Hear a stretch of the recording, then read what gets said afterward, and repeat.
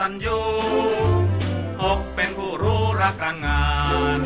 7ต้องศึกษาให้เชี่ยวชาญต้องมานะปากบันไม่เกียจไม่คร้าน8รู้จักออมประหยัด